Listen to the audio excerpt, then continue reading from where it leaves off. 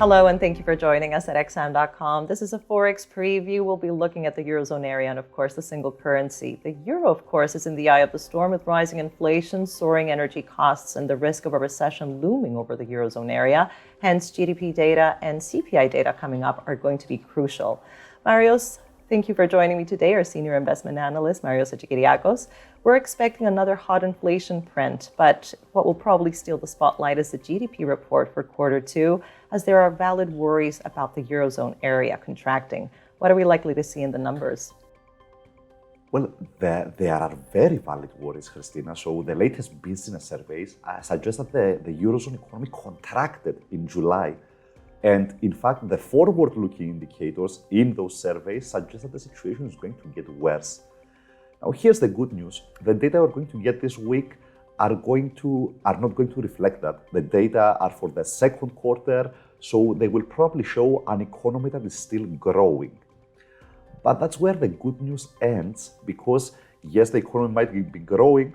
Yes, the economy was growing in the second quarter, but the growth was slowing down very substantially, and we're probably looking at a negative third quarter. So, overall, it's a very difficult situation in Europe, Christina. The economy is in a vice. We've got this energy crisis. It has put the squeeze on consumers. People are just struggling with higher energy, with higher bills, higher fuel costs. And it's looking more and more that if there is going to be a global recession, Europe is going to be at the epicenter of that.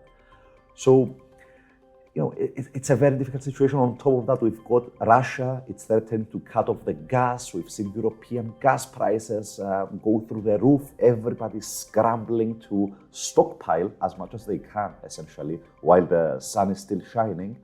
And, it's just difficult for the European Central Bank as well. Last week, they had a bigger than expected rate increase, but that didn't really help the euro because higher borrowing costs are only going to amplify recession risks. So, I don't want to be overly pessimistic, but it's a really difficult situation in Europe right now. Let's also have a look at the single currency, Marios, because the euro arguably has had a tough month. Can the data coming up this week offer it any reprieve? I don't think so, Christina. So, let's say the data is better than expected. How does that help the European Central Bank? They can't raise interest rates faster. So, it's a very difficult situation to be in. In fact, I don't see a lot of things on the horizon that can help the euro. We've got Russian risks, we've got recession risks, we've got political risks even lately with Italy headed for early elections. So, the growth outlook for Europe is so dark that the euro is suffering, and the euro has also lost its biggest historical advantage, which was a huge trade surplus. Now it's in a trade deficit, Eurozone is in a trade deficit, and that is also hurting the currency. So, long story short, the outlook for the euro, I believe, is still negative. I don't think the upcoming data are going to make a lot of a big difference. Now, here's what might turn the trend around. If we see more energy supply coming back online and global energy prices come down, or we have some good news from Ukraine finally, that could help the euro stage a relief rally at least.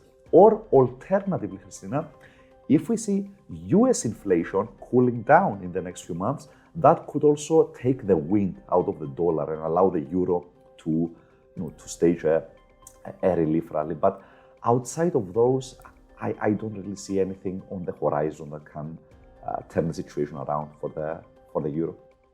I see. Marios, thank you for joining me today, and thank you for watching this Forex Preview here at xam.com.